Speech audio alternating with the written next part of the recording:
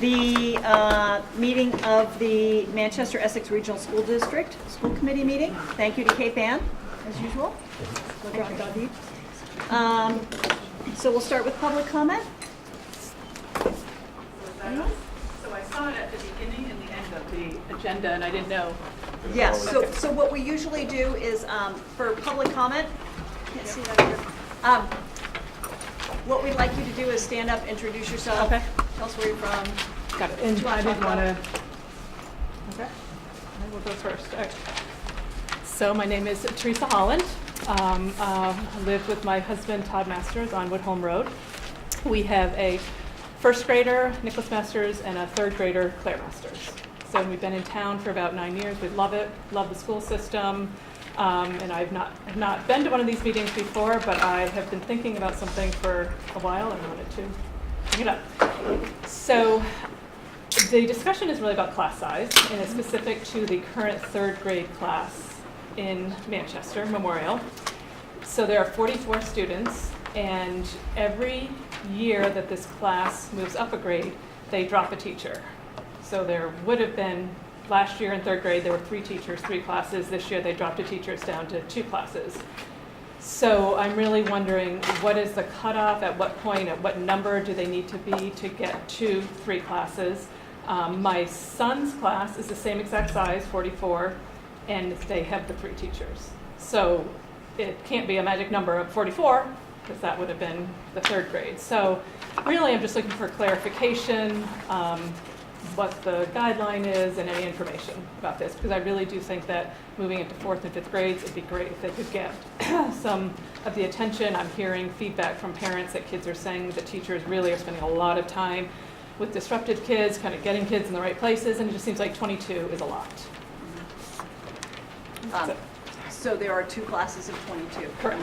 Okay. Yes. So what we usually look for in the lower grades is kind of a guideline of about 25 per class, 24, 25, and basically maximum. Yep. And basically the way the enrollment shakes out in the lower schools, over the last couple of years, the enrollment has been trending down a little bit. So we've been kind of, it's sort of like a chess game. We've been trying to put the pieces where they fit the best and where they make the most sense enrollment-wise. You also may be aware we have a huge bubble of kids going through kind of late middle school, and now they're mostly in high school. So we have tried to balance the enrollment decline in the elementary school with that huge bubble and tried to move resources there as well. But it's never a perfect science. And I think Pam can probably speak to that a little bit more. You probably have a little John bit and I more. just had a conversation about this today. Did you give him Yes, a I call? emailed him. Well, I emailed him because I wanted to do my due diligence before coming here Yeah, to no. see if. And I think it resonated, and we were just looking at, we have a planned attrition reduction, which means somebody's retiring and we're not replacing a position next year, but we were looking to ensure that our calculations on doing that and not going to 2 were the wise thing to do. So I can tell you he's looking at how to distribute the staff in a way that evens off some of those numbers. Okay. And also we always look at Essex too to make sure we're in the same ballpark for the average class size. So I think your concern's been heard. Okay. I think he had it himself, and it's Okay. just a matter of how do we best utilize the staff that we have. And I But- guess I would just ask that if we are at 2 classes, to think about, if you're thinking about taking in-school choice, to rethink that, because this year we did take someone in. Yeah. So, why do that if we're at 21, 22? And if you're at 22, you're at the benchmark. So Right. the average is, we look for the 18 to 22 span Right. in each of the classes, slightly lower at the pre-K level. So we wouldn't add to that class now Okay. unless we had a third section. Okay. Yep. All right. So that's really it. I just wanted to be able to voice my concerns. Can I just say one thing, just to ease your mind just maybe a little bit? Uh-huh. Keep coming to the meetings. Mhm. I'm a parent of somebody in one of those major bubble classes, and it started when she was in kindergarten. Right. As is Shannon, and I think that's how we ended up on this committee. And the district has been, when we can, they've added, and we keep coming and listening and Right. staying abreast of everything. But we want to keep it, having had the kids going through the bigger grades, Right. keep them as close to the 22 as we can, if not lower. And you have this to look forward to, Teresa Holland. I know, right? Thank you for coming. We won't forget you. Anyone else? Okay. Moving along, our student report. Our student is going to be coming in between basketball games. So he is finishing one game, he's going to come up, and then he's going to go down for the second game. So, Spencer, right? Spencer, yes. Awesome. So I told him we'd just plug him in whenever he could come up. If that's okay with you. Great, thank you. We look forward to hearing from Spencer, getting all the scoop. So, Chairman's report. I just wanted to share with you guys very quickly. I have received some communication, and I'm going to grab it here, from a member of the school committee of Dover-Sherburne. And this gentleman has been tasked with working on a later start.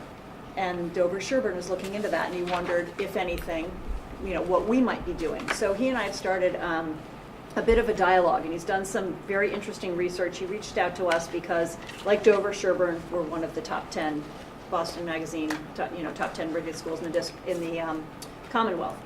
Oh shoot, this chart's not working. So he basically had done some research, and he talked to the top 10 schools to find out what they're doing on, the high school later start. And of the top 10, I think 6 have moved forward, and I think maybe 2 are in the process, and another 2 have not done anything yet. We're one of those who haven't done anything. So interestingly enough, it was kind of interesting to look at the start times. He also provided me another chart of where they began. Sorry, I should have pulled this all up before. Anyway, so I thought it might be interesting for us to kind of continue the dialogue, sort of maybe bounce off of his research a little bit, what they've learned.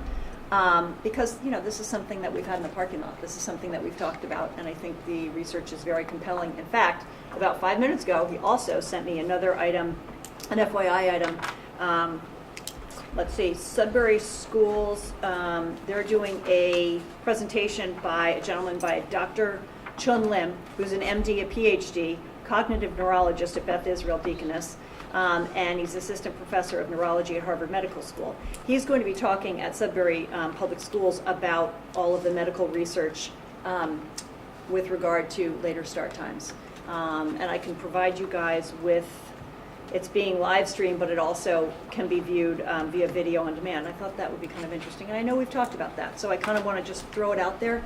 Maybe it's something we could pick up again, because now that we have all this time on our hands, we want a project, don't we? I think I sent it to you, but I flagged the MASC listserv. Has a big long thread that's been going on. Oh, no, about I didn't see that. people talking about, school committee members from across the state talking about what they have or haven't done about later start times and links to research. Okay, interesting. So I just throw that out there. I don't know. How do you guys feel about it? I know we've kind of little fits and starts here and there. I think we've been talking about it long enough in this regard that we need to do something. Okay. Like, we either need to say, we're taking a stand and we're forming a task force, but we've gone back, we've tossed this ball has been floating for so long. We need to commit to something. I agree with Caroline. I mean, Can I clarify the state ball? Yeah. Were the numbers that For you years, gave, yeah. were those about places that have decided to make a change or Yes, they decided have to made it. study it? Okay. They have. 6 of them have made. Yeah, so 6 of them have made the change. I think of those 6, I want to say 5 have done it. 4 is about to go, the last one, the 6th, is about to go into a vote. That might be Sudbury. And then 2 have done nothing, and we're one of those. And he said with all, of all those districts with whom he spoke, none have said they want to go backwards. So, I will just say that we've had nobody here asking us for it, or very few, and the administration has not asked us for it. So I feel like I have other fish to fry. This is just not an issue I'm interested in. really? I am interested. Was that- And I guess the right thing to do. Well, I've been contacted. no confusion. So we had our meeting, Pam and Shannon and I, yesterday over the phone, and I reached out to friends of ours in the Newburyport High School District who are involved with, and I misspoke because I thought that they had passed it this year, but they have not. I don't know if you had a chance to reach out to their Haven't principal. talked to Okay. Sean, no. So anyway, they did an email introduction with me to the other members of the school committee up there, and they're very excited to either visit one of our meetings and tell us about their whole history. They're very much eager to do this, but it failed in their vote. So School committee vote or town vote? I believe it was town vote. Let's go to a town vote. No, I'm sorry, school committee vote. I think it failed by like one vote. So, but they have, they would be very happy to come down and have a couple members, we can invite them to a meeting, or I can meet them for coffee, or we can go to one of their meetings, or what have you. But they have a lot of data, a lot of history on this topic. They've really worked hard at it for over a year. So if anybody's interested in that, we can put them on the agenda. Okay, So. okay. I was gonna say, my opinion, in some ways, I would want to learn, and if we do have people come in to talk about, I guess I'd be curious just to learn to see from both sides. So I'm kind of with Annie in the sense of there's a lot of things going on. I'm still, the engineer in me is like, what's the problem we're trying to solve?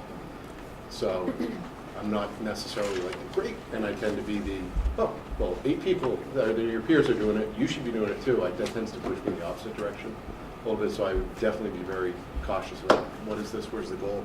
Is it the administration, the teachers, staff? What's driving this? Okay. So should we just take a sort of straw poll and see how we feel about possibly moving forward on something and maybe define what that something is? Is that something? Yeah? That's a good idea. Okay, so by a show of hands, can we just see who would be in favor of moving forward on starting a dialogue and possibly researching it? And who would be against?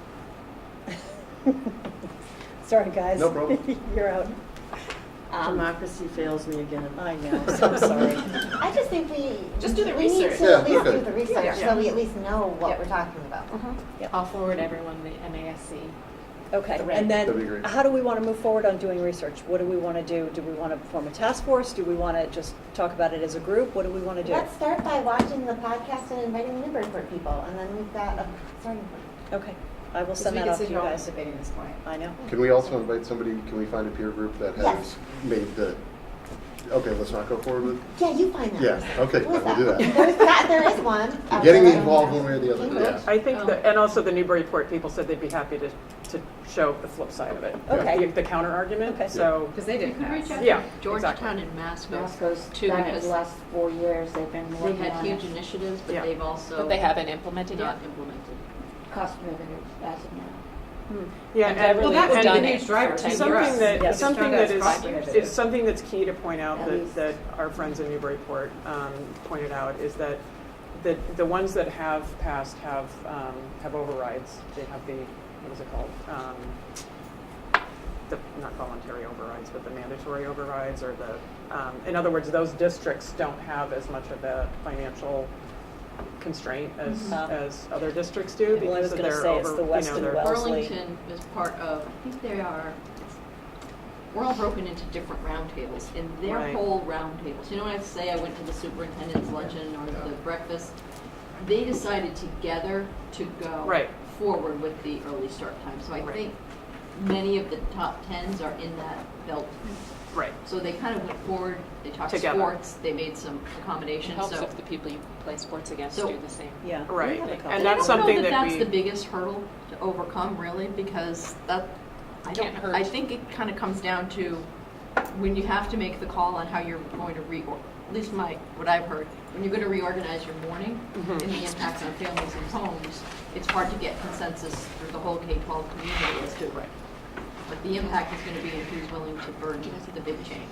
So Yeah, so that's. why don't I try to find a couple of, I don't know anyone in the direct area that's flipped to the later school start time. Beverly. Beverly. They were yes, they've been there, but they've been there since, I want to say 2000. They've been there for a long time. So it was way, way back in time. But, I mean, Sean Gallagher's two hits there. So I'm Well, happy right, to I talk know- to him, but kind of made it recently with all of the constraints. So the list of the top 10, Dover Sherburne is active. They're currently at 740. Concord Carlisle switched 2017 to 8 o'clock, and I can't read the, I don't know where they came from. I have it on a different thing, but I can't read it. Wayland went to 8:30, 2018. Weston, 2018 to 8:45. Manchester, Essex, nothing. Newton South is active. They're looking into it. 7:40 is where they currently are. Sharon flipped in 2009 to 8:05. The Bromfield School, no one's doing anything there yet. Lexington, 2018 to 8:30. Acton Boxborough, 2017 to 8:07. So it's really within the last couple of years. So just, you know. And they pass the operational overrides more than like our district does in the Cal League. So I know for Newburyport, the big issue is sports and transportation, busing, Yeah.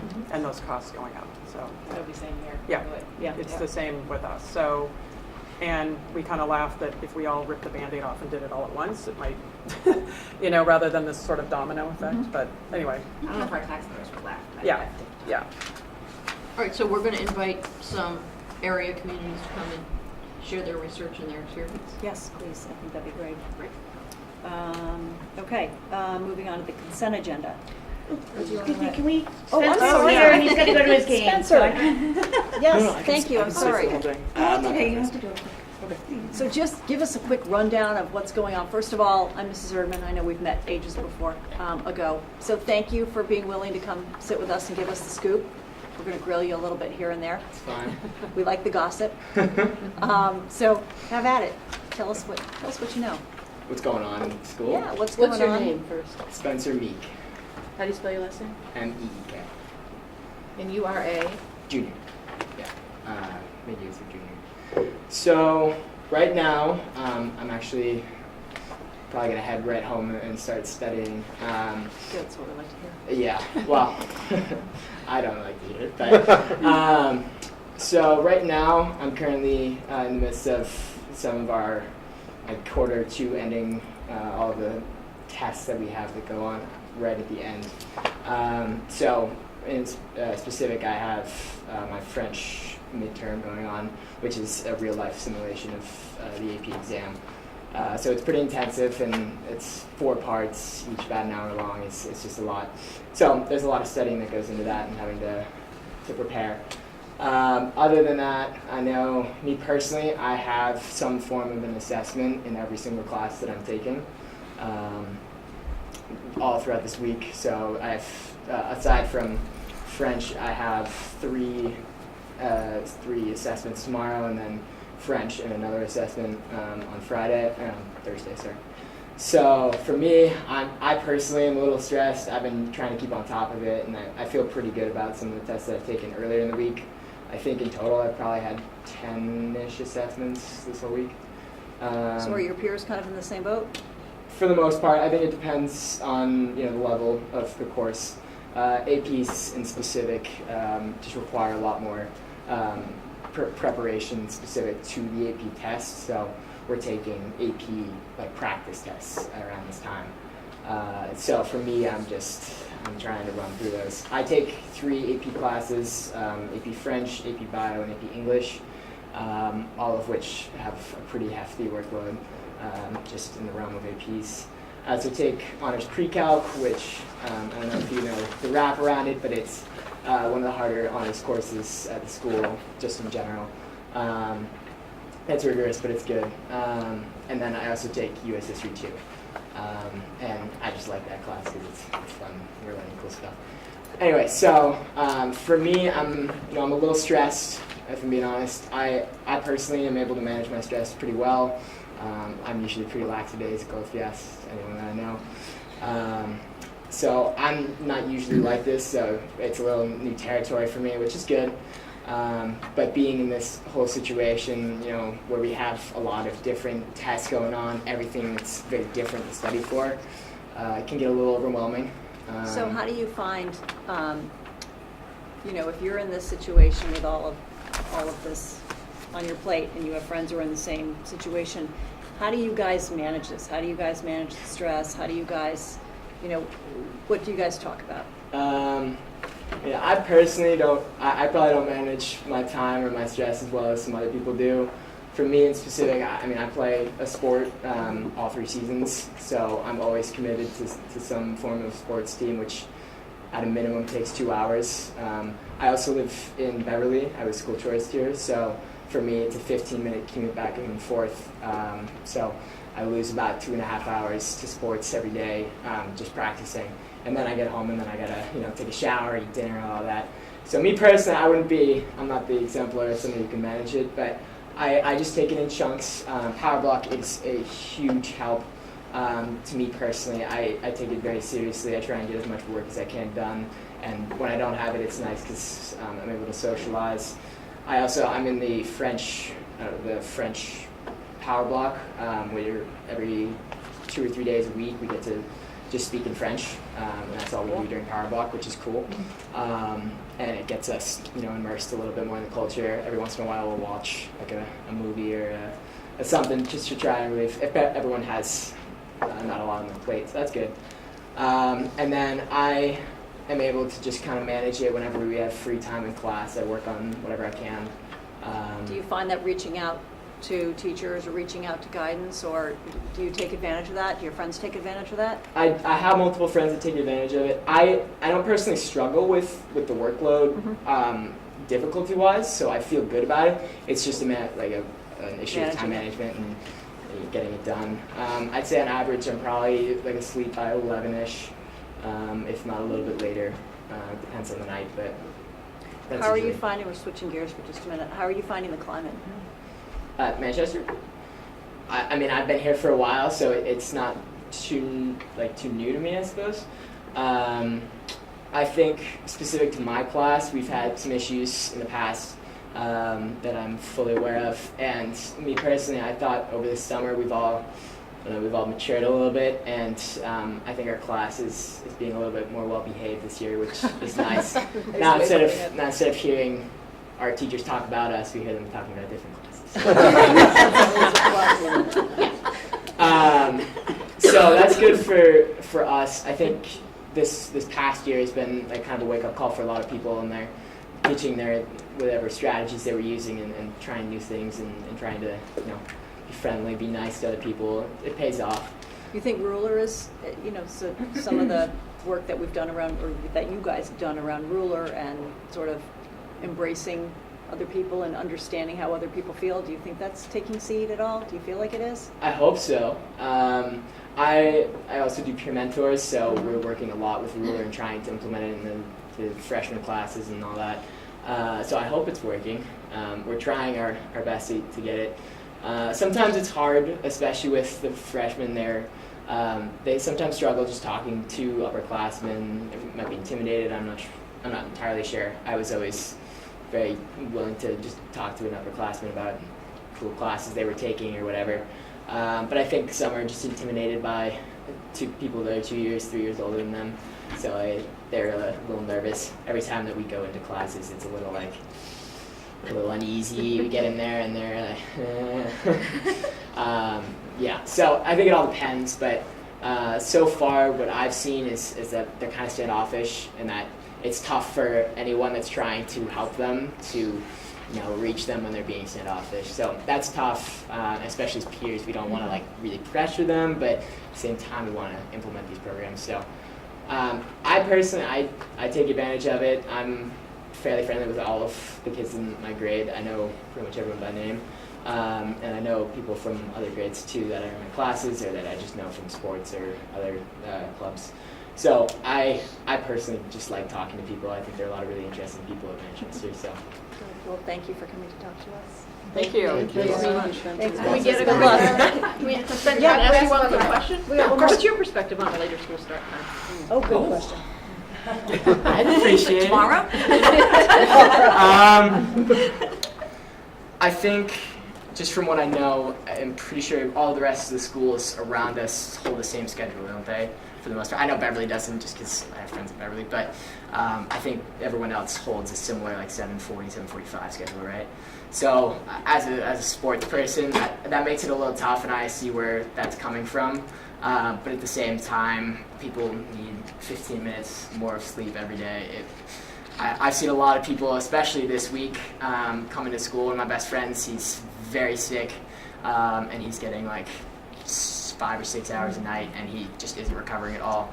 so he's just miserable right now. So I think even just the extra 15 minutes would be really helpful to a lot of people.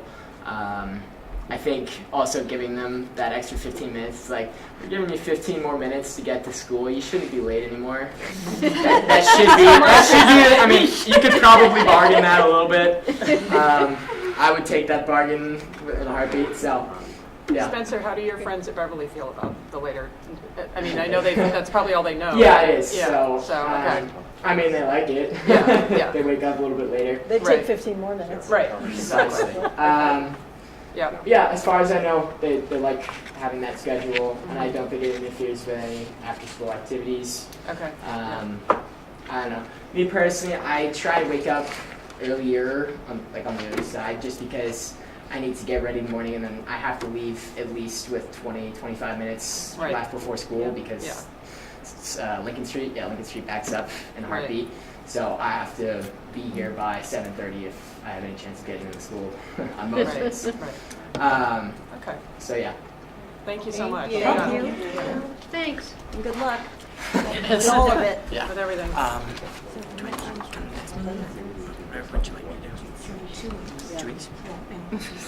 So let's move on to the consent agenda. Motion to approve? Did you want to second that? Oh, yes, second. All in favor? Aye. All opposed? No abstentions? Any discussion? Can I ask you to add something to the consent agenda? We have, at the back of your packet, about 3 pages from the end, is a memo from Trish, which I've been holding on to, I don't know why, since before the break. And it's just memorializing and acknowledging a donation of gym equipment from the Gridiron Club. So if you wouldn't mind. That was in our packet that you emailed us. It was, but I didn't put it on the consent agenda. Oh. So motion to approve the donation from the Gridiron Club dated November 15th, 2018. Second. All in favor? Aye. Any opposed? No abstentions? Very generous. Very generous. Discussion. Thank you. Yes, thank you. Thank you very much, the Gridiron Club. Okay. It is part of the consent agenda. Yeah, 9-4. Okay. And just pointing out, funny thing, reading through the minutes, we were talking about the heat. As I was sitting there with like 2 sweaters on and 2 pair of socks, like, wow, I remember that when it was really hot around here. Okay, moving on to subcommittee reports. Caroline and Annie, what you got for us? I'm gonna let Annie go because I missed it. You cut.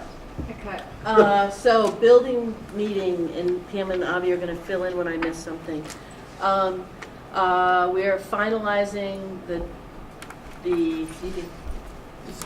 design development for submission in February. Building looks good, very nice and tight, and they're working on MEP systems, which are this heating, ventilation, all those things behind the walls. We have subcommittees that are meeting and making good decisions. I think that is coming forward to the greater committee, and people are feeling confident of those decisions that are being made. There's a very robust schedule. I think an aggressive schedule for getting permitting through. And I need to email Debbie and tell her that I'll be going with Remco to those meetings, so that she knows that we have those. Those are all set, and I don't think I have a schedule. Pam has a schedule for you, so you can see those. So we feel confident that we will meet all those permitting deadlines and the February date. And you were there at the meeting. If you want to see what the building looks like, it's a good idea to come to our next meeting, which is next Tuesday. It doesn't look that much different. It just is more refined, I think. And they're doing some outside stuff, which I think gets better and better each meeting. It looks, and what's great is that we have design folks on the team that are kind of explaining why decisions are made. And so that's, to me, is fascinating. But And you have a new team member, right? Isn't the woman who did Debbie. the presentation, Debbie? she's not, well, she's kind of, sort of new. Oh, I okay. mean, she's New to our project. new to our project, but she's been there for like 2 or 3 months. So Okay. Maybe it's 'cause I she is haven't the been replacement for Dan Ruiz, and she's very good, very effective, very organized. So I think there's people have a lot of confidence. Yeah. So things are moving along well. So Impressive. we should meet our deadlines, and we also if you want to segue into finance committee, we met with the budget collaboration team to talk about financing for the building. And Avi, if you want to take over this conversation, but I can kind of summarize, I think. Step in if I'm headed off in the wrong direction. There's a small group meeting of folks with First Southwest to talk about the different paths. I think that they've come to an agreement on Yeah. principle. You explain it. Yeah, sure. So I think the goal at this point, although it's not totally finalized, is to take advantage of good interest rates that are out in the marketplace now and to lock in more of the interest by bonding more now. So that target number is probably about 35 million of the 40 million total bonding that we're going to be required, because a reminder, 52 million total project, about 12 million coming from MSBA. That leaves about 40 million to us, and so the goal would be to bond about 35 million now, and to take advantage of the low rates. And then they're also looking at different structures, and there is a structure that we use for the middle high school that helps to lower total interest costs over time by essentially paying the same amount of principal every year. And so just if you do it that way, you end up saving a lot of taxpayer money over time. It does have higher payments up front and then declining payments over time.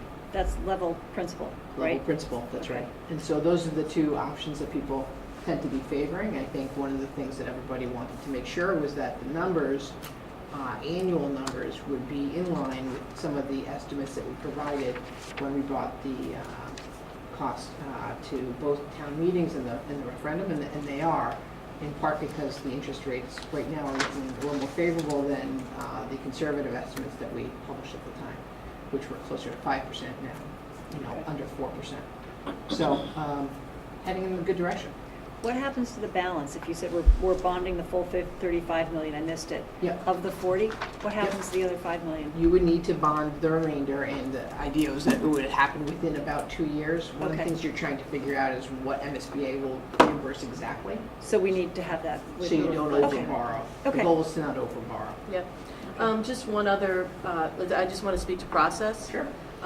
While the two towns' finance committees are involved in this, the final borrowing is by the district and is the district decision, but we do it in concert with them. So I just want to be clear that the district is the body that borrows the money, but we do it, eyes wide open with the two towns with their agreement on the process and the way forward. So just want to make sure that everybody understands that we have been working very cooperatively with them, and they were, I think, all on board with where we were going with that. Yeah. Yeah. So thank you for bringing that up. That's The important. only last thing I would just say, as a result of that, we will be bringing, hope to bring some, if that is the final decision that we go with, which we should know within a couple days, we will be bringing bonds that have been bid. We're going to bring it out to the market to get the best possible price to the school committee to vote and approve. And so we'll do that like we used to do for the middle high school debt, and that will probably be on the first meeting in February, I believe is the date. Yeah, we're which is- talking about an issuance date of February 14th. Yes. Yeah, so we're moving, So, yes. right? Just one quick note, we have upcoming community meetings planned, and we're looking at 227 for the general community meeting. So same style and structure as we've been using throughout the process, which is basically a briefing to the community on what we've accomplished since our last meeting, submissions to the MSBA, financial milestones, and any big picture details on kind of the staging and the logistics that are to come. Then on 5/8, this is the date I think people are going to be most interested in, is going to be a parent-focused meeting to start to talk to people about what next year will look like.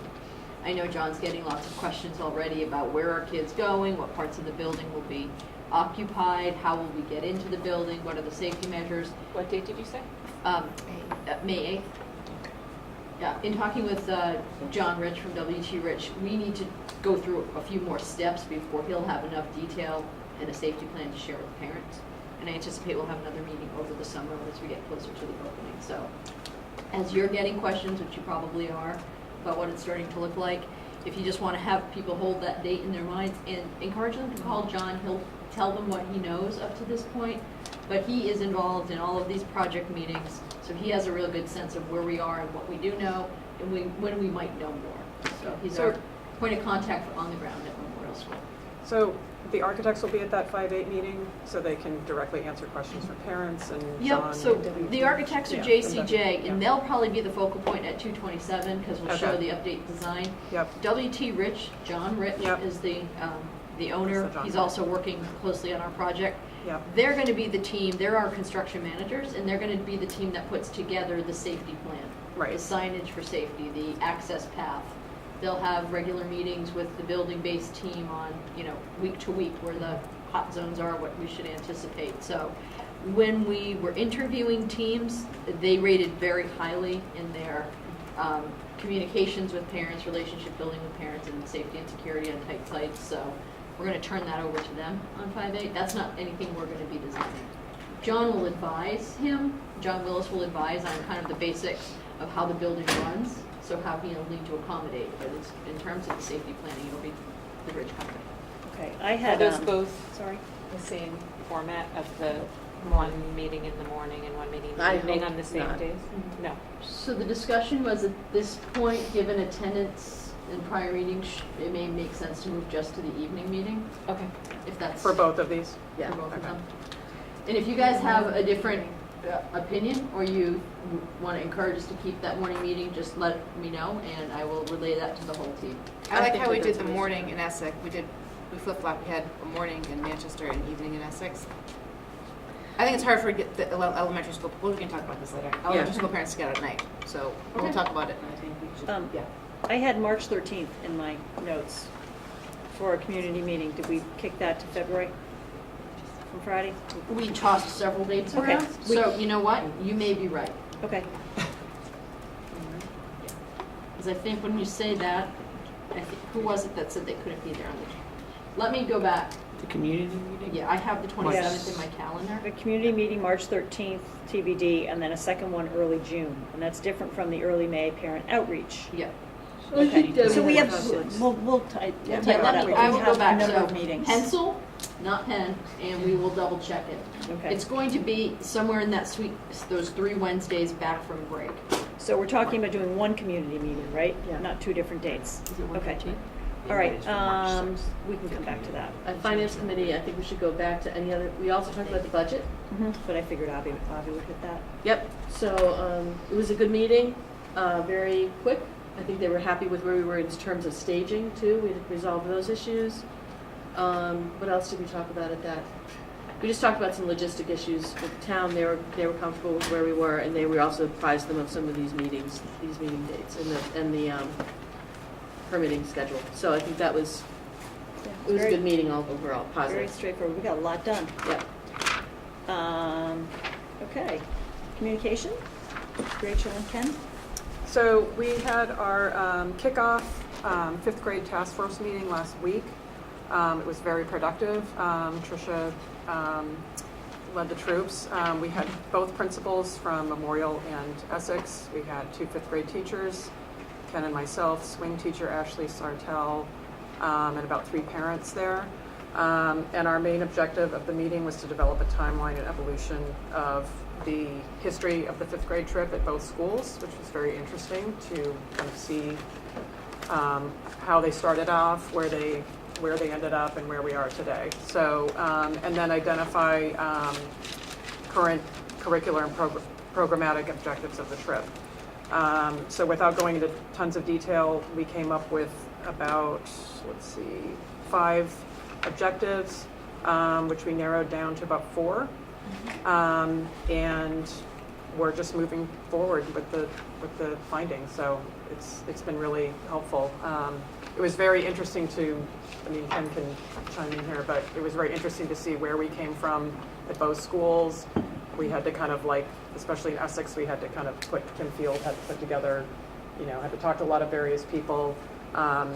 Manchester had a longer history going back to 1970. So, so we had some really good information, and we broke into groups and came back together, and it was very productive. So we'll continue to report. Do you want to add anything? The only thing I would add is that some people are like, why are we here? Or not, why are we Right. here? Are we here to save the Merrill Vista trip? And I put it in the context of, we did a review of the policy and communications, we did a review of all of the different trips and the district, in and out of district policy, and we decided to, hey, let's see and make sure that these are still relevant, in Right. curricular objectives and doing what we need to be Let's- doing. So I think people, I hope it, I'm not quite sure how people took it, because people are kind of a bit of why we're here, but I have confidence that we will get there in an objective, we'll get the information out, so it was good. Thank you, guys. You're welcome. Keep us posted. Negotiation team, Sarah and Julie. Negotiations continue. We have some subgroups meeting. We are loving working with our terrific teachers. Awesome. Thank you. All right, moving on. Tricia, Hey, you have the stage for a while. a while. What did- I don't want to. Do you want to start with the program of studies? Wherever you want me to start. Program studies. So each year I bring forward any changes to our program of studies. This year we probably have fewer changes than we may have had in the past, but there's a few items I want to point out as things that are going on. In foreign language, we've connected with the Department of Education to be able to offer our students a seal of biliteracy for their graduation diploma. So to achieve that, a student must be proficient in English, and then also a second language being French or Spanish. And they show that either by achieving a 4 or 5 on the AP exam, or by taking another competency exam. It is part of our SIMS data, so it is part of data that's reported to the state in terms of how many of our students achieve that biliteracy seal. Also, an ESL student could achieve that by showing proficiency in their first language and achieving proficiency in the English language as well. So our foreign language teachers have really dove into that. May I ask you a question about this? Yeah, So is this a Massachusetts thing? Massachusetts thing. So, I mean, what value does it have to a graduating student who may not be going to school in Massachusetts? I think what it is it shows that the student has, so it's a Massachusetts thing, and in the Department of Education of Massachusetts is kind of monitoring how many students achieve the level of proficiency in terms of, say, application to college or want to go to University of Connecticut, to show that you have achieved that proficiency level in both languages just shows that you've mastered a high level in your second language, which I think would be a good show. And it's just very similar to many of the other kind of graduation recognitions that we see as culminating activities. I think it's great. It's Yeah. just, I want to know that if my kid is applying to a school in another state, that they know what the heck that is. Yeah, and You know maybe what I what we probably will be doing is adding it to our profile where Okay, we great. show our special programs. Okay, Point thanks. good taken. I think that's great. Yeah. Recognized by your state.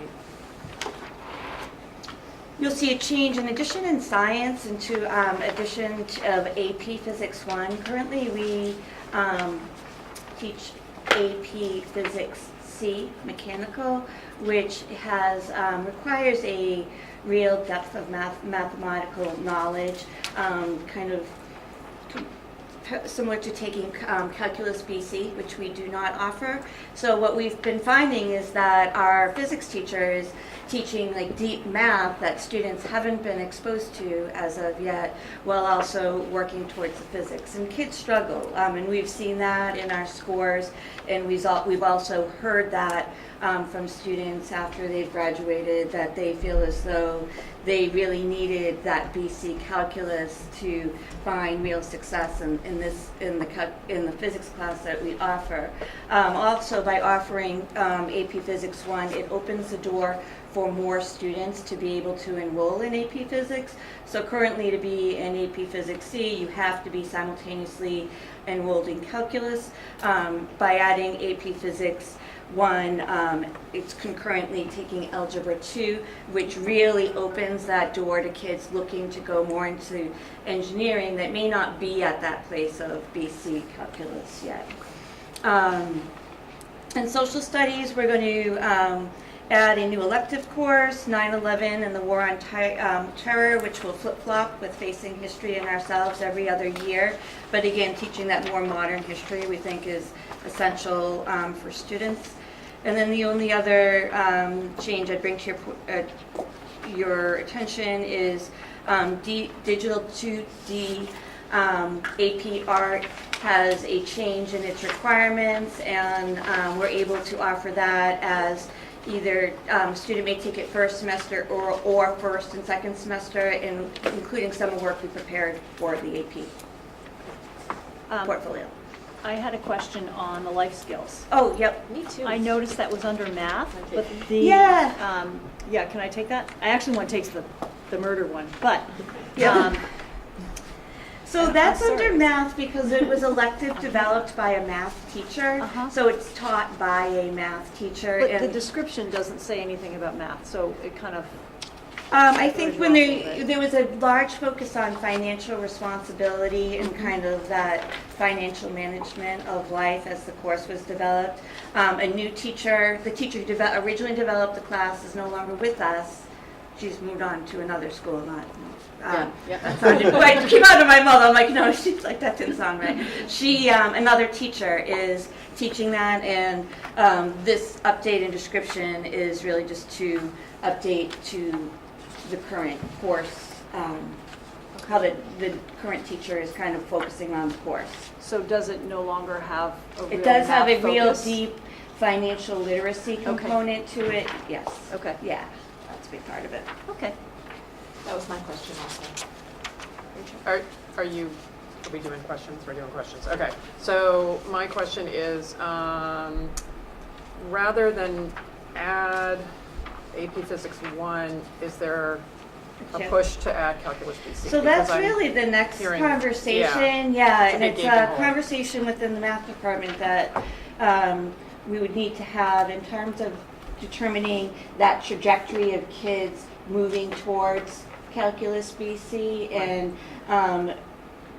finding a way to be able to offer it to the kids that are able to get that, to get there. Our alignment has been set to go through Calculus AB. Some schools do go AB and then BC, but that's a conversation that Mr. Wondergan and I could engage in. It would be the next step. We've been trying to determine which way to go for the last 2 years.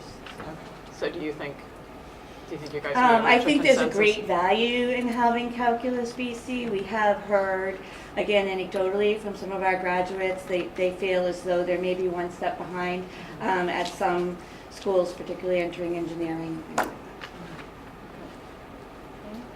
So technology integration Yes. in all disciplines. Mm-hmm. Is that something that you feel is covered in the course of studies now, or like, I just wonder if you could just speak to it, because we've been talking about it for a few years, and I just Yeah. wonder kind of how. I think technology integration is more of a tool that a teacher uses within their curriculum. The program of studies kind of talks about the overview of the curriculum, whereas use of technology in the classroom is a tool for delivery or practice with or development of culminating activities and projects. So I think we continue to see a growth in the area of use of technology. Is it going? Could it go deeper? Yes, it definitely could. But again, we want to use technology in a way that's smart and useful, and not just using technology to say we're using technology. Yeah. I wonder if there's a way of kind of reporting out, like, What's done where? where is it effective? What's the best? What are the best examples? I mean, I just love to see kind of. We've had that technology. We had that a couple of years ago. The technology. Begin next year. Yeah, I mean, it Yeah. would be great to see kind of how is it showing up in classes? What are the skills our kids are learning that are 21st century skills that are, Yeah. transferable, marketable? How are we articulating that in their resumes? I mean, we've talked a little bit about that whole, are we ceding all technology to the tech? And we aren't. But we don't talk enough, I think, about the skills our kids do have and that they leave here with. So I'd love to see some sort of kind of roundup. I don't know. How we quantify that, you mean? Sure. Huh? How we quantify that? Yeah, I just, I know they're That's using not it, all so. in high school, that's something we can talk to Julie about articulating K-12. Yep, yep, and I think now we have more opportunities for Dell to be out and about too, so I think we'll be able to have more data. Sarah, I think. Sarah? Yeah, hi, Tricia. Hey. Thank you. So question, as you are putting all these classes together and thinking about next year's schedule, how are the class sizes looking in high school? So the class sizes are running, I think, as we have done in the past, an average class size around 24. We do have some that are up at 28. Our phys ed class this year is crazy, up well over 30.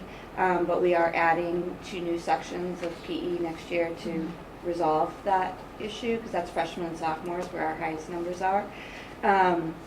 We'll know more about specific class sizes as we get into scheduling. So class selection will take place in February. I'll have the tallies of which kids registered for which classes sometime in March. And then I'll have a really good grasp at how we'll lay out those sections. So different from the other levels, we get our numbers and then we try to optimize the use of our sections, maintaining class size at a typical level while being able to offer our electives as well. And is that something that you can report back to us when that all happens? Definitely, That's usually, yeah. now that we have the Yeah, larger numbers here, just so we so you have can a see pulse it, on yes, yeah. certainly, How it's yes. breaking out. Yep. Anyone else on the curriculum? Do you need a Program motion studies. on this? You have to accept it, yeah. Yes. Do I have a motion to approve the program of studies for the high school? Second. All in favor? Aye. All opposed? Any abstentions? Any discussion? Okay, motion passes. Thank you. Thank Thank you. you very much. Okay, all right. High school, thanks you for your support. You want me to move on to my next? Yes, please. So the other reason I'm here tonight, it asks for approval of 2 new job descriptions for reorganization of the high school administrative team. And both of these job descriptions have gone to the policy subcommittee. Just to give you some background on how they were developed, the athletic director position that is included here, that job description was developed by the athletics task force. So there was a group of people who worked together, reviewed athletic director job descriptions from around the North Shore, and then kind of pieced together the pieces they thought were most meaningful for our district. Can you say for the camera what consisted on that task force? It was teachers, it was... So it was coaches, school committee members, and parents were on the task force. And then the Dean of Students job description was developed in a collaborative effort by our school council, which is made up of students, teachers, and parents. And again, the group looked at a number of different job descriptions from area schools and beyond to come up with a job description that they thought fit the needs of our students that are coming to our schools today. You'll also see in your package kind of a very aggressive timeline for hiring. Little maybe, we're not like that big, but I was feeling very overachieverish. So can I ask some questions? Yeah, do you want to take them one at a time? AD and, However you want to do it, it's fine with me. yeah, why don't we have you talk about both job descriptions, and then we'll go back and ask questions. Okay. Yeah. You want me to just give an overview of them? Okay. Please. So the athletic director position, what we're looking for here is somebody who can really oversee the idea of educational athletics for the benefit of our student athletes, somebody that has certification and background, can coach coaches, can manage the day-to-day operation of the program. As you know, in the past, we had an athletic director / teacher, and I do want to speak to that. One part that didn't work about that is that when the athletic director was out at athletic director meetings, they were missing classes, and that became a troublesome kind of dynamic. Okay, I'm having trouble with the word. And then we went to the 50-50 split of athletic director and assistant principal, and that also has had its challenges. This is going back to the idea of an athletic director teacher. However, we feel as though it can be more manageable the way we plan on structuring it this time. And the last time we had a number of different PE teachers, and there was a way to make it so it was a flexible schedule for the person. We have one teacher that teaches 5 sections of PE and health right now. We're adding 2 more, so that'll be 7 sections. So that means there'll be a section every block, and we feel as though the teachers can manage their schedule so that there's always somebody covering a PE class based on if the athletic director needs to be out of the building while maintaining, the appropriate number of classes per cycle that they're teaching. So that's kind of a look at that and why we feel is going back to that setup can be successful, because right now we would have the appropriate number of sections and personnel. In terms of the academic and behavioral dean of students, when the position was first implemented many years ago, it was actually put in as a oversight for in-school suspension. And as we're aware, our students really have evolved and changed over the last 10 to 20 years. Kids now have been faced with witnessing multiple school shootings. They come to school with fear. Students now, as we've talked about in the past, the onset of depression and anxiety used to be around age 29. It's now at 14 and a half. So kids are coming into our building very different than 5 years, 10 years, 15 years ago. They have different needs, and we feel as though we need to evolve our structure to be able to meet the needs of those students. So really what we're looking for is somebody that has the ability to counsel on a first-tier basis, to take some of the pressure off of our school adjustment counselor, who currently is inundated with work, will also be able to take on many of the administrative tasks that have been kind of pushed towards my office during the time that we've gone to this 50-50 split. I have a quick question. Would the behavioral dean of students who would they be supervising? Would it be the school adjustment counselor, or? No, it's I hope that if we are able to find somebody with we will need to find somebody with administrative licensure, that they'll also be able to evaluate teachers, and based on their background, we would divide them strategically. So if the person comes from maybe an English background, they would evaluate those teachers. Okay. Currently, I'm the primary evaluator for every teacher in the building. Okay. I liked both of these job descriptions. I thought that they were both focused on kind of the mission, and I liked the fact that both of them tied into the whole social emotional health, because I think that's something that we've been missing in terms of having all administrators kind of own that social emotional health piece. And also, I think the dean of students also seems to be a helpmate for you in terms of kind of teacher support, teacher training, classroom management stuff. So This is really, really good and very clear. I wonder what the budget implication is, and I wondered if you and Avi can kind of tag team on what this means in terms of the budget and where we are with administrative costs So, against. do you want me to take a first shot and then when I mess up? All right, so the PE sections are already in existence. They're moving to us from the elementary school. So that's already in the budget. The other pieces, we have currently a current 1.0 staff member that's there. So that the other piece is another 50%, which would like 50%, yeah, which would come from, we've had 2 long-term substitute teachers that have been paid out of the administrative side of the budget, and those teachers will no longer be required at the end of the school year. Okay. So that's the dean piece. So the total Yeah. financial add would be $67,000, I believe, to Mhm. execute the deal. And as I presented in the budget, it's a reinstatement of Okay. positions that existed I went prior over to it. the shift.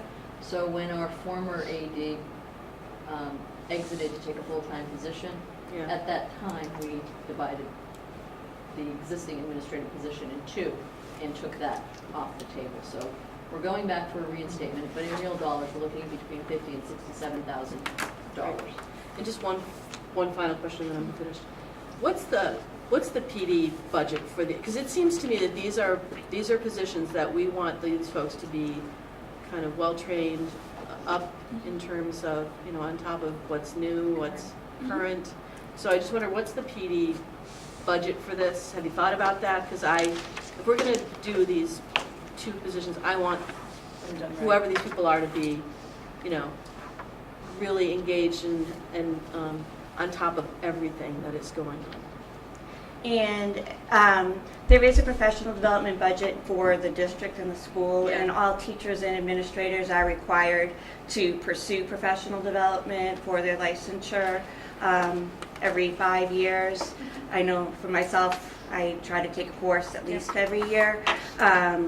Again, there's opportunities between MSSAA and MIAA, which we are members of. They offer conferences and opportunities to kind of expand your knowledge base on a daily basis. They offer them. So there are opportunities. Thank you. And for example, I know Joanne has had Kim train, Kim Provost, who's the dean of the middle school, train with Mark. And now she's the primary go-to. Mark Brackett. Mass Aggression Reduction Center, so the anti-bullying training. And now she is fully informed in a local trainer. So I would assume that we'd want the counterpart to be the same. So I don't think we have any.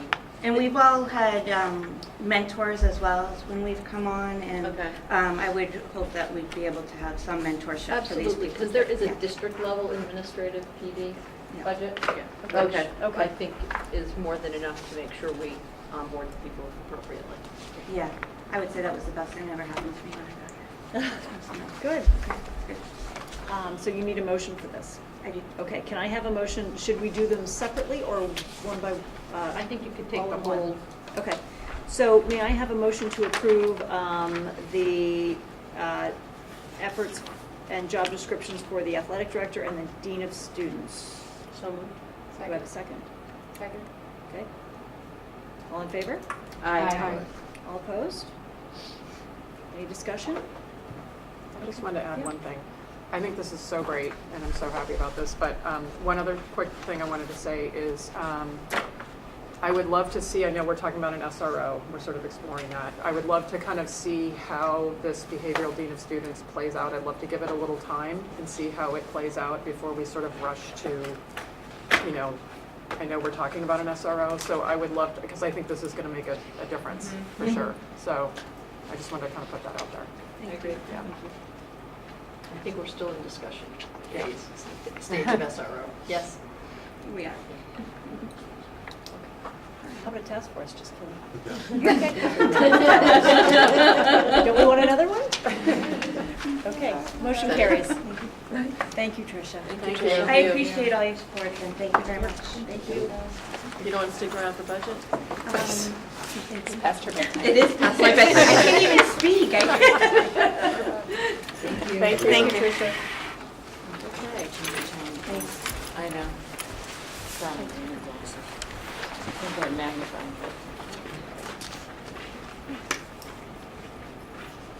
All right. Avi, Budget. should we talk about the budget? Yes. As he pulls up his statistics in front of him, budget hasn't changed really at all from December in terms of the overall spending increase at about 3.3%, and the gap still exists at 380. We articulated the pathway forward on that. We made assumptions that we would be able to find a $175,000 reduction in the healthcare line, make some prepayments.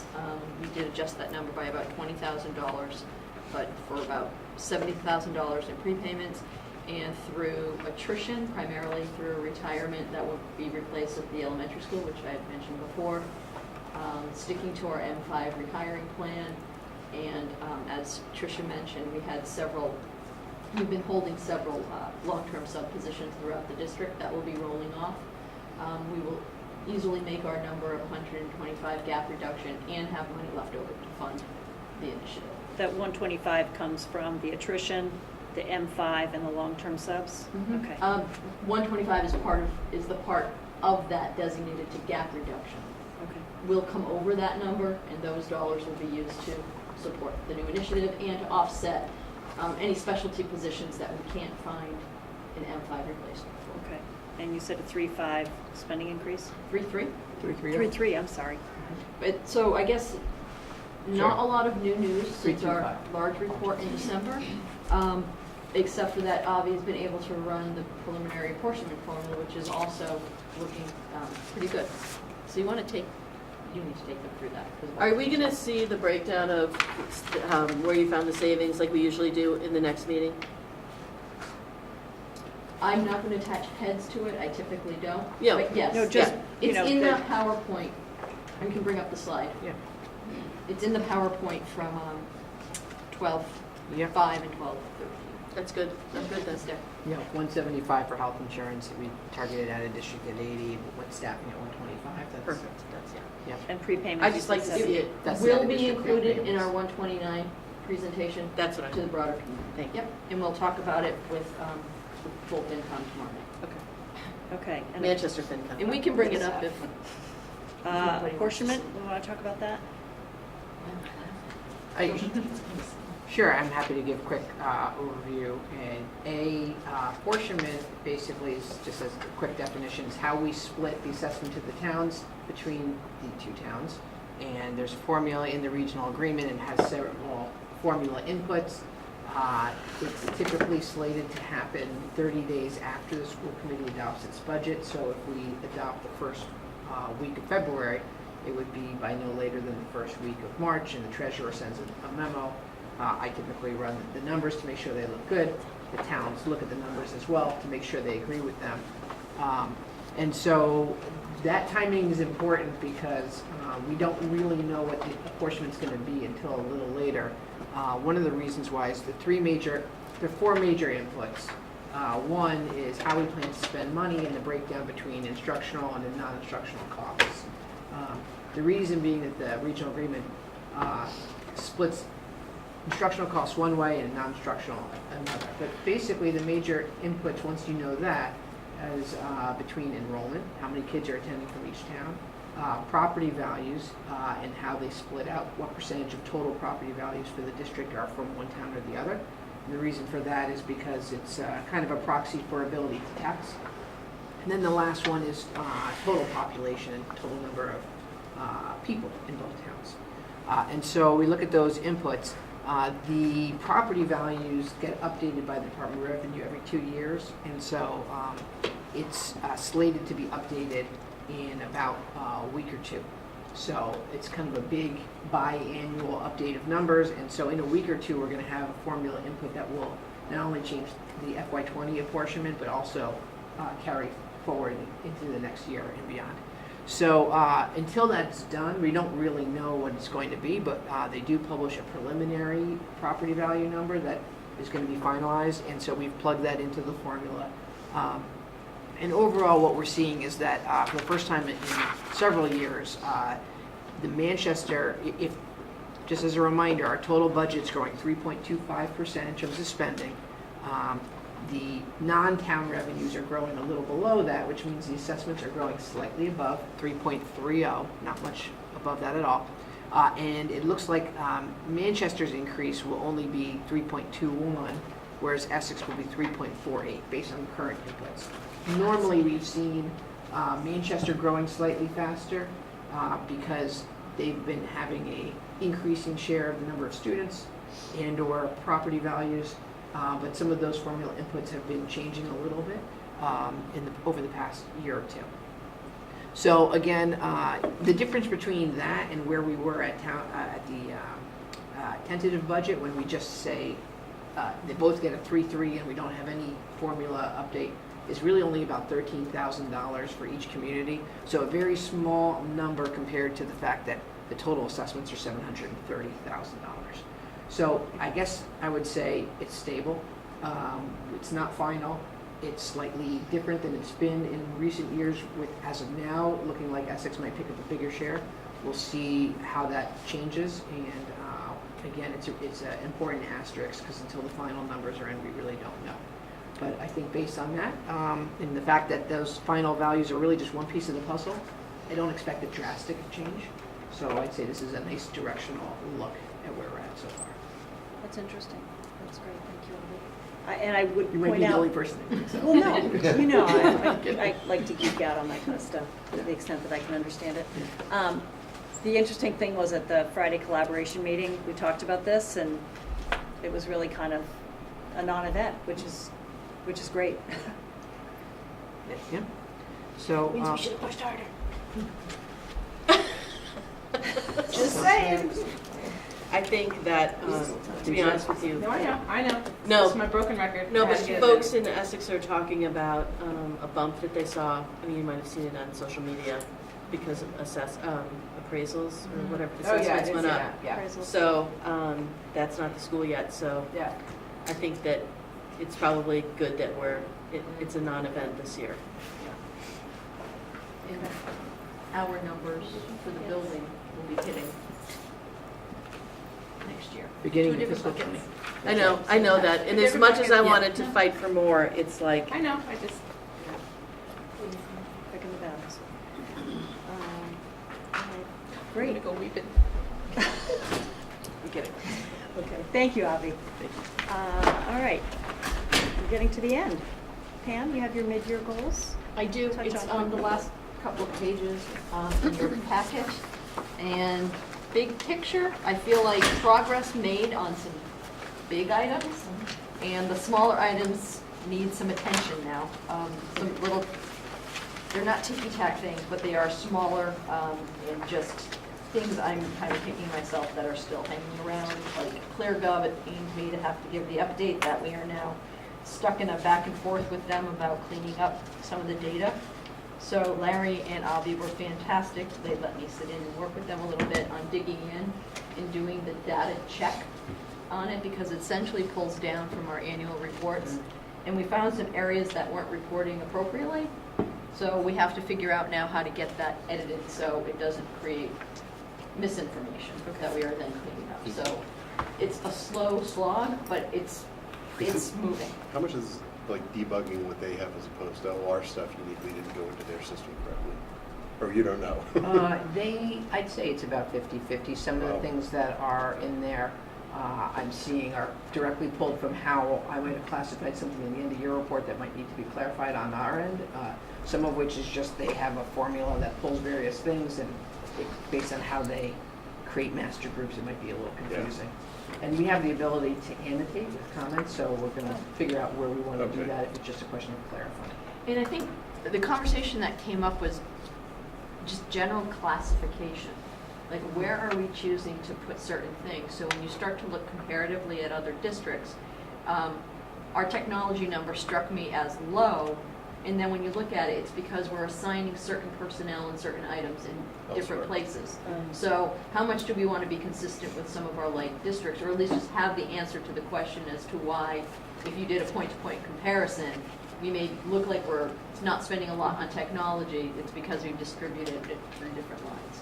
So the more you dig in, the more questions Yeah, I mean, I came think up. that's something that I think that's a really important point, which is that the end of year report has always been something that business managers have uploaded, and then it has yielded very high level analytics about some of the major categories: instruction, admin, that kind of thing. Maybe 7 or 8, like the ones we see, really the 1,000, 2,000, 3,000 that we see on the tentative budget. That's about as far as it's gone.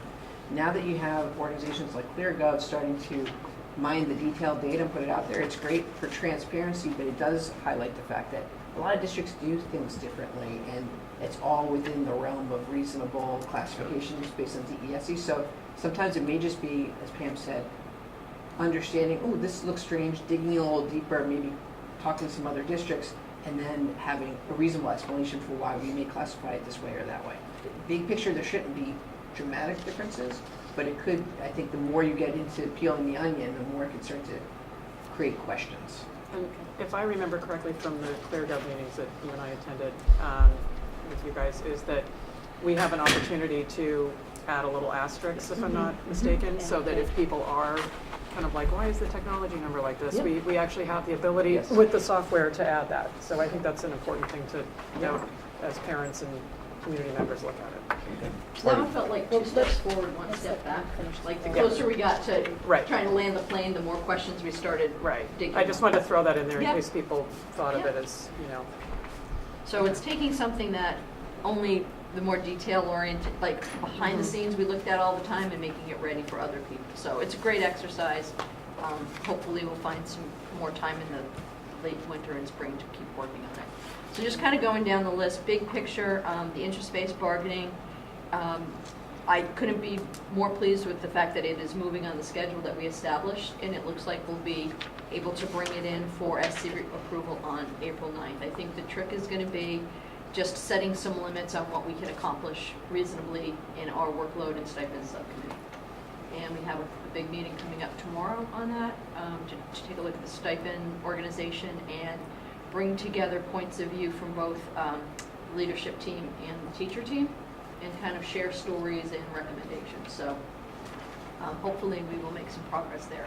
But feeling very good that we're going to keep pushing that forward and meet all of our deadlines. The quality of the academic program, NEASC, we're in year 2 of it. That report, the site visit completed. Tricia has really been lead on that because it's all about the high school. And we are just awaiting their final report, but I think we shared in an earlier meeting that preliminary feedback was excellent, and that we have some fun work to do to kind of set the stage for the vision of the graduate, and that's going to help inform some of Julie's vertical teamwork. So that's moving along on schedule. We're also doing the final in our series of program reviews for special education. It's at the high school this year, and that's a program quality review. So are our programs meeting the needs of students? Are we getting the results we want? Are our internal structures for delivery of instruction and supporting instruction using best practice? So that's going to be another EDCO collaborative review, and Colleen will probably be back to report out late March. Also going on is the state coordinated program review. Now, if you've opened your email or went to the website, you've been blasted with our public notice that this is taking place, and we're asked to do that. This is a 6-year cyclical review of compliance. So you know that special education is driven by compliance and legalities, and they're here to make sure we are complying with all of the special education law that's out there. I also gave you a handout that just gives you an overview of the other components of the program they look at. They'll be looking at our civil rights procedures, so that falls under Julie. She was working on her report today in preparation for the visiting committee. They will also look at Title I simultaneously, so anything that's governed by federal and state regulation for the delivery of service. We've done a self-assessment, submitted it to the state. The overview goes into their new web-based model. It used to be all by paper. If anyone ever worked in a school and had the CPR come in, everything was hard copy, paper, handing back and forth, boxes and boxes of documents. So they've streamlined it a bit. When they get here, we'll supply them with a room where they will do their records check So what they're going to do is similar to what NEAS did, which is do a site visit to verify the self-assessment. They will randomly pull records from K-12 to see if we're complying with notifications, meeting notices, running of meetings, delivery of service. How do our service grids look? Are they similar in all of the buildings? Do we follow similar protocols? Or our protocols alike with state regs, et cetera, et cetera. They'll do a policy analysis under all of the Title IX and civil rights components, and then give us a report on where we're strong and where we're weak and where we can do some fine-tuning. So ultimately, it becomes a very usable document for us.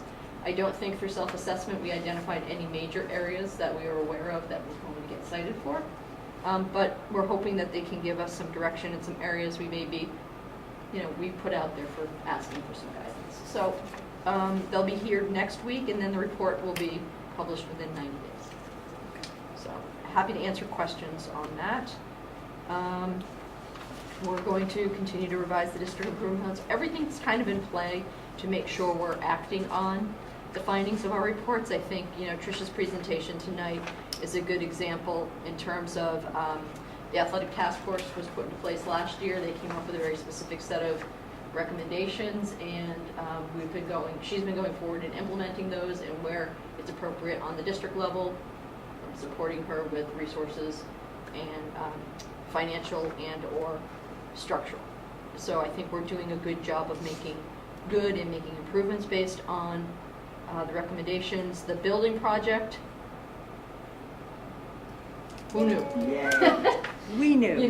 So I think there was part of me that, when I was doing this, that really anticipated still working on this and working on the campaign to sell it at this part of the year. So I'm always Seriously? planning for contingency, and what we might be doing. So all that confidence was a lie. No, it was fake hopeful.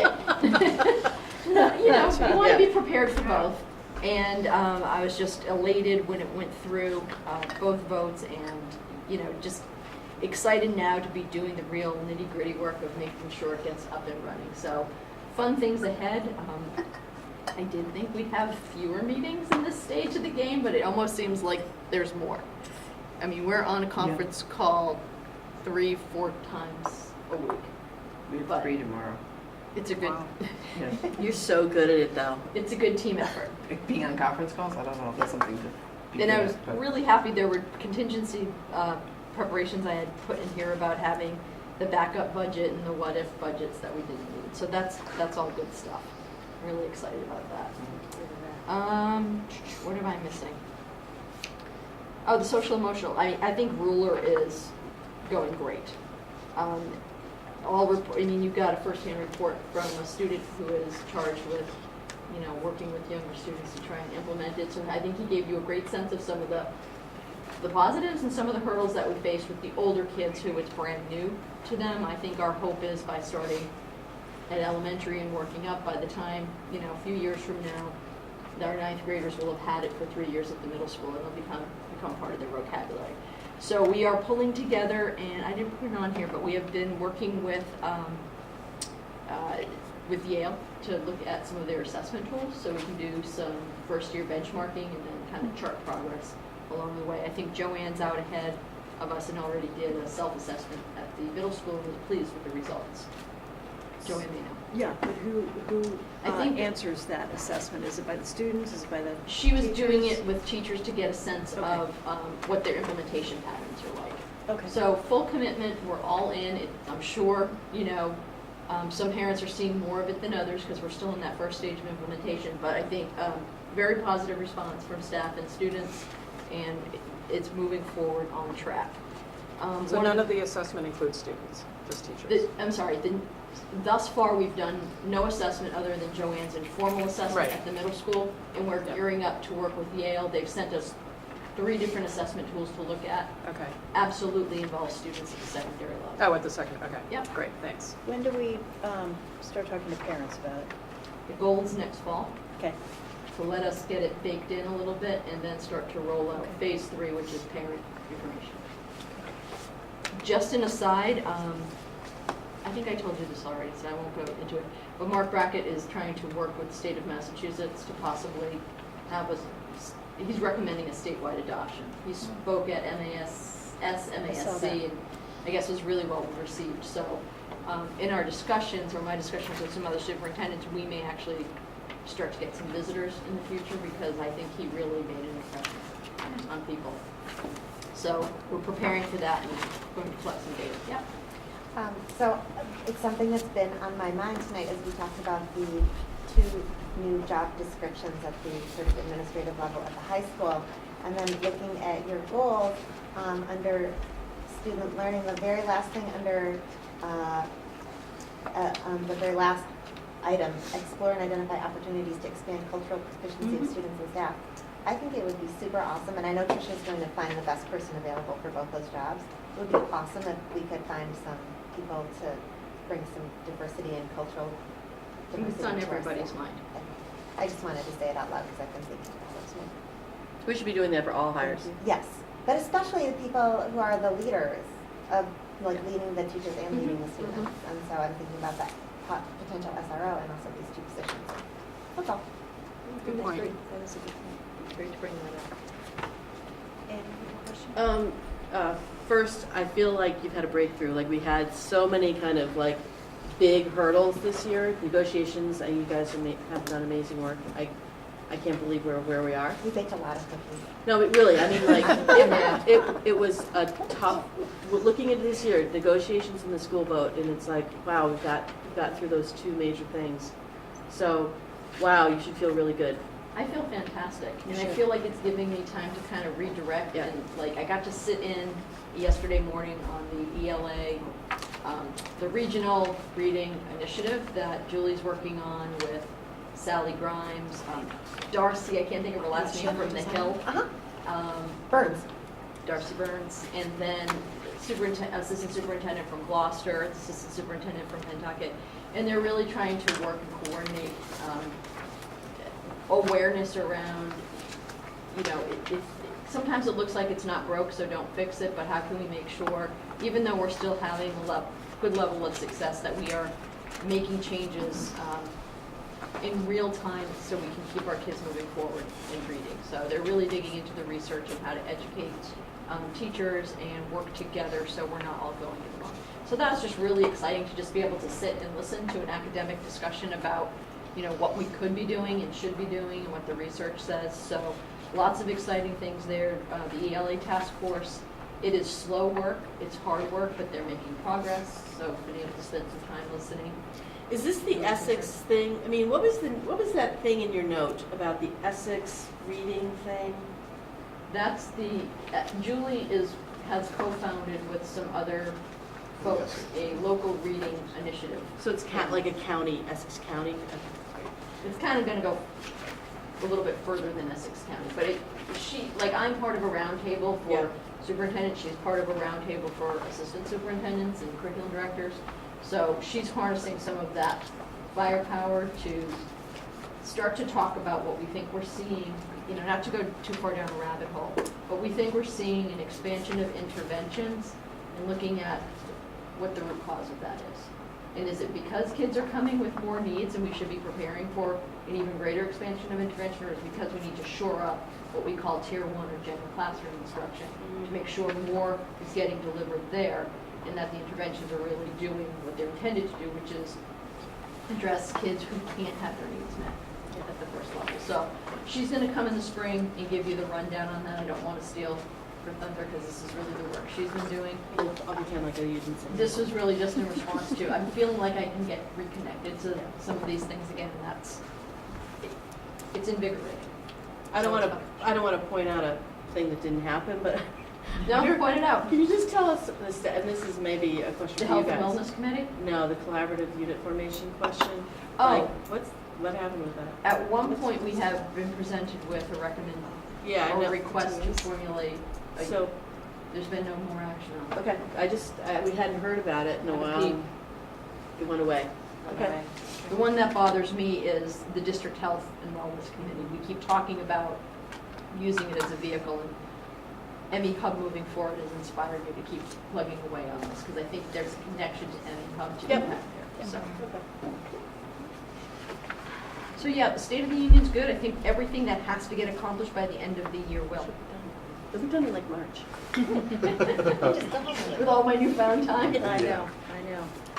Yeah, I'll just echo what Annie said. I mean, if you look at what this plate looked like Yeah. 8, 9 months ago, a year ago, it seemed insurmountable. So kudos to you guys for Team effort, getting through you this. know? And budget, like, And That was the and other budget, thing. and we had some kind of draconian expectations about budget, and now it's like, not nice, but it's not a huge event. It's not where we want it to be, but it's manageable. And I Right. think we're seeing that path forward to rebuilding. So Right. patience and time. And to Caroline's point, at some point, we're going to need to ask for more. yeah. But I think So there's a we few can grow. levers we have to pull to start to rebuild. So excellent work. Thank Thank you. you. Good job. And with that, I will open it up to public comment. I always say this is my meditation, Susan. I have one question, but it came up when Nina, why don't you introduce yourself? Oh, sorry. To the camera. Nina McKinnon. Tech integration, and I think when I was here a couple of weeks back or last year, you had mentioned going to school council meeting, being more specific to a certain school. And I'm really thinking it really needs to be a district policy because all elementary kids get cell phones, middle school kids have cell phones, the high school. I tried to do the homework, and like Beverly High School, I looked at their cell phone policy. It's very lengthy. Parents actually have to sign off on kids under age 18 to be able to use their cell phone at school. A cell phone should not be a tech integration. There's way too many resources that we have here with computers and iPads, and I think we're going down a really it's a rabbit hole of a teacher saying, pull out your cell phone, because they don't get put away.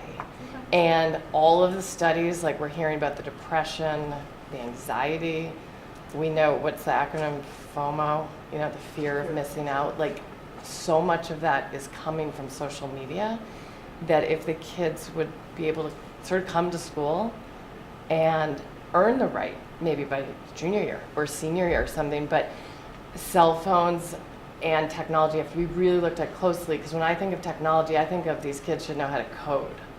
They should know how to actually be effective with IT. And hearing teachers say that they think tech integration is letting a kid use their cell phone in class, I just think is us sort of being lazy as parents, but I think it's a district policy. I don't think it's just a school policy. And the studies coming out for all, and I know I sent it to a few of you, but the Silicon Valleys, the Googles and all of them, they don't have any technology in their kids' schools now because of how addicting it is and how it's taking away the creativity, it's taking away the interaction. So like obviously my son would hate me to know that I don't think in the cafeteria they should have a cell phone. But they really, why not talk to their classmate at lunch? Do you know what I mean? And so I'm just saying that I really think, and even, my daughter's in middle school, and, she knows that some kids sneak it out too. They have a stricter policy. But I do think, I'm going to the January 31st meeting for, I guess, the high school committee or whatever it's called, to talk about specifically. But I think it is bigger because I think at the lower, you get the kids at the lower age, maybe we can implement it, and we know that they're getting addicted at a lower age. Okay. Something we could review in the policy Yeah. subcommittee. Yeah. Thank you, Yeah. Nina. Point well taken. All right, school committee comment? Anyone? Annie? One. Sorry. No, go ahead. I would just like to say that I know that we got rid of midterms. I kind of nudged you a little bit. I was surprised to hear how many. So I just want to throw it out there. Are we still having midterms, and they're just calling this assessments now? And I'm shocked at how many. That's kind of what I thought. Right? Well, that happens at the end of every quarter. Yeah. Well, That week at the end of every quarter is there was a hectic. big push last year to get rid of midterms. What Right. he is telling us, or what I heard, was it's just too many at once, and I thought that's what we were trying to get away from. So I just want to make sure that we're not preaching up here, and it's not being heard by whomever in the schools. Caroline, I think the distinction was that he was taking AP. He was taking honors courses, I'm just saying. Yeah. No, I agree with you, but I think You can't AP have has a that many in different. one day. That's just my Yeah. personal little opinion. No, and I Just think wanna you're say. right, and we anticipated that that would be the impression given, and I Mhm. think that's what he's saying, which is it's. And it might still just be him, it might not be everybody, the I don't habit know. of chunking everything into this 1 week before the semester, the semester and the quarter close is Yeah. a habit harder to break than just changing the Okay. schedule. So we formally don't have the 3 days of release create this situation, support the situation with the schedule, but we're still, I think Tricia's still working with people to break habits. Okay, just as long as it's, No, Well, it's, I thought the Noted. same thing. Well, just as a counterpoint, I had somebody close to me saying, geez, this is good because this is my chance to get in the last good point and bring up things that, so, by the end of the quarter, That's so, true for the seniors. yeah. So, it's a tough balance to strike. and I think, I'll go back and have a chat with Tricia. Junior year is notoriously a Yeah. backbreaker. So I'm curious if it plays out somewhat differently at freshman and sophomore year, but you may have more information on that than I do. But point taken. I went to the Sierra Club Oh, thing yeah. about green something. It was like a green, It was an environmental it thing. was an environmental thing talking about climate change and energy, and it was a bunch of folks who were kind of like from different towns and kind of some of the initiatives they've taken to move towards being carbon neutral. And I thought maybe we should think about maybe some energy goals. Not Neat. this year, but it was, there are a lot of programs that I think, it's great, because Greg was sitting next to me. Greg Fetterman? Yeah, but between Greg and you and Brendan, I think that you guys have availed yourselves of a lot of opportunities. They talked a lot about the Green Communities Grant, which we kind of poo-pooed when that first came up, and we've saved a lot of money. But, I think they're sending me some information, which I will share with you, but I think that it's not a bad idea for us to think about that, because I don't think the governor has been, he's been good on resiliency, but not so good on energy. And so if we kind of develop our own goals, it helps kind of the two towns also meet their goals. And I'll share what I'm getting from these guys, but I think it's kind of an interesting thing. There were a couple folks from different school committees there too. So Thank it you was for very going. interesting, and I'll share the information, but I would love for us to think a little bit about that. Yeah, why not? We've got this school going in too. Yeah, but, in Essex, So where can we? we're working with the Green Communities Grant in Essex, and actually, town of Manchester reached out to me recently about something they're doing to see if we wanted to get involved on Straight. LED lights on our campus. Okay. So obviously the Memorial School will be a big upgrade. Essex Elementary is having those upgrades as part of the Green Community Grant, and so there might be some things we can do here. And we're already starting to look into some of those, but it was nice to get that reach out from Yeah. the new deputy DPW person. So it was- Project manager, yeah. The project manager? project Yeah. manager seems great. That's And really very, very collaborative, so it's always nice. DeRocher, Nate DeRocher. Nate? Yeah. Okay. All right, anybody else? Okay, one more thing, and I'll make it quick. You might start seeing it on your listserv if you haven't already. The whole movement to move forward the foundation formula review recommendations and the introduction of the Promise Act. I'll have more detail to report next meeting, but on Friday morning, we have our annual legislator meeting, and we'll be talking to them about context around the movement and just ensuring that, particularly for most communities in the North Shore, it means different things for different people. And not that we would get nothing out of it, but I think our range of gain would be somewhere from 20 to 70,000 annually, depending on what was enacted, because I think they're trying to do a lot of things with it. They're trying to solve the issue around poverty with the same dollars they're trying to fund the inequities in the formula, or bringing the formula up to date with. Transportation, So was the that? bucket is only so, it's not even the mix. Okay. So the bucket's only so big. So we're going to talk, I'm working with the gentleman from Saugus, Brian from Triton, and we're just going to present to the legislators and then have a roundtable discussion that for our area in particular, if it goes through as it's kind of constructed now, we're still going to have the same issues because it's not really going to address communities that are dependent on residential tax base. Yes, real estate. And not that we don't all believe that kids in poverty need to be our first priority and that there are communities with much greater needs than ours. They're going to give a perception that they're with a silver bullet going to solve the education funding problem, and the issues of transportation, inability to pass or rely on 2.5 overrides is still going to exist for a number of towns. So we'll see. We just want our legislators going in and not feeling like they're signing on in good faith something that's going to solve the problems in their community. So we're going to relay that message. So if there's anything in particular you would like on my bullet list, just send it along to me. But I think it's fascinating that it's gearing up to this point. I just don't know. I don't know if you guys have seen your listservs of whether you think it's going to fly. What about the SPED? There's something about SPED reimbursement or in So Circuit in the breaker. formula, they're carrying values for special education. So the Chapter 70 formula carries a value for special education and value for health care that goes back to assumptions made in 1993. So I think when we did those review panels, I want to say it was 6+ years ago now, that's what people heard. We've got our healthcare costs are out of control, it's out of date, and special ed costs are growing, and your factors in your formula are out of date. It's not realistic to what the picture is now. So those two things squeeze out, take a disproportionate amount of the general budget, which doesn't allow us enough for instructional and staff.